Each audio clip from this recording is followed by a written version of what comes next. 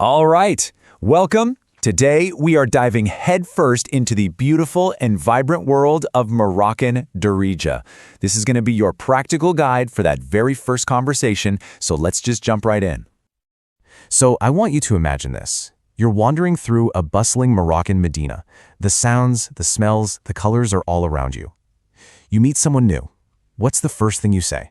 Well, by the end of this, you'll know exactly what to do. Okay, so first things first. We're going to start with the absolute building blocks of any introduction. Your name, your nationality, and your age. These are the core essentials. And where else would we begin but with the most fundamental question of all? How do you actually say who you are? So you've actually got a couple of great options here, and they're both super simple. You can say, Ismi Ahmed, which is a direct translation of my name is Ahmed, or even easier, Ana Hua Ahmed, which just means I am Ahmed. Both are totally natural, totally common. Okay, so once you've introduced yourself, the next logical question is almost always going to be about where you're from. So how do you handle that? Now, this is something you're going to see a lot in Darija, and it's really important. Gendered words. So a man would say, Ana Maghribi, but a woman adds this little ah sound at the end, making it Ana Maghribiya. It's a small change in sound, but it's a key detail you'll hear everywhere. And hey, if you want to get a little fancier or be more specific, you've got other options. You could say, Andi Jinsia Maghribiya, which means I have Moroccan nationality. Or, my personal favorite, Ana Asli Mala Maghrib, which translates to my origin is from Morocco. Both are great ways to add a little more detail. All right, so we've got your name, check. Your nationality, check. What's next? Well, pretty often it's going to be your age. So how does that conversation work in Darija? The question is, Shhal f'umrak. Now, you're probably looking at that number 3 and wondering what's up with that. Well, it actually represents an Arabic letter, ayn, which is this cool sound that comes from the back of your throat.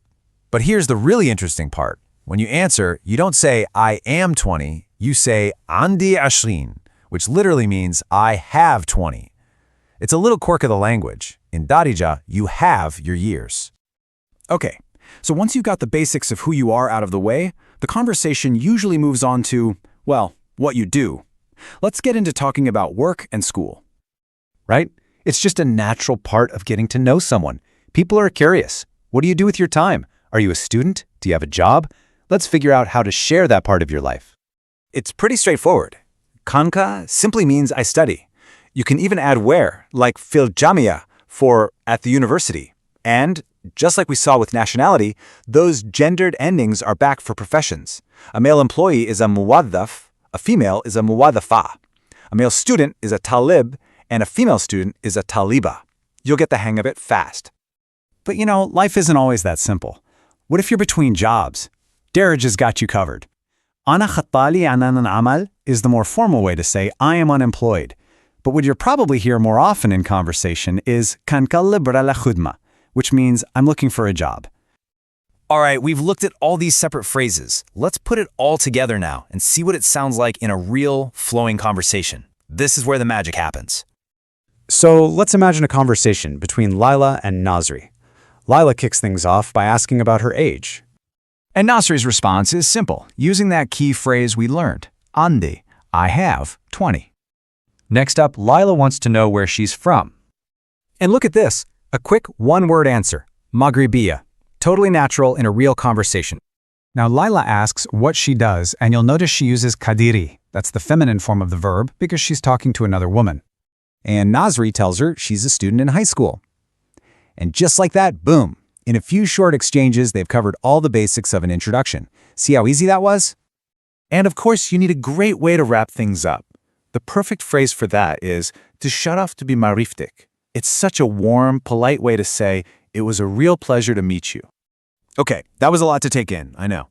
So let's boil it all down to your essential starter kit, the absolute must-haves for that first conversation. Think of this as your cheat sheet. These right here are your 5 golden tickets.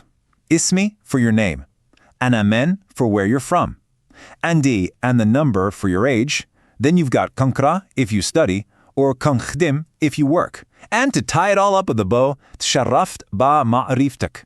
Seriously, get these 5 down and you are good to go. So there you have it. You've got the fundamental tools, the basic building blocks to introduce yourself and kick off a real conversation in Moroccan Darija. The only thing left to ask is, who are you going to talk to first?